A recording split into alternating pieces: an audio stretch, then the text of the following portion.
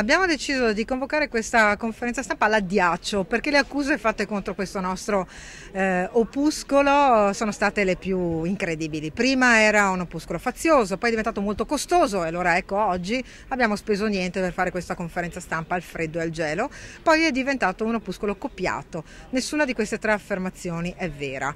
Non è fazioso perché altrimenti sarebbe fazioso Sergio Romano piuttosto che il docente tedesco che oggi si sente preso in causa rispetto a una copiatura dei suoi testi. Non è costoso perché la cifra è decisamente molto dimensionata.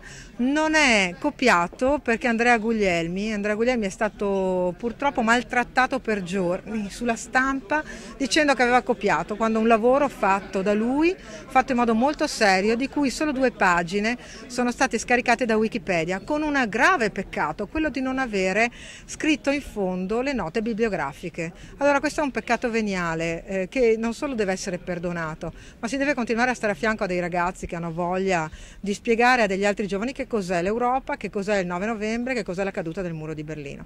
Questo era un attacco politico contro di me, ma a questo sono abituata.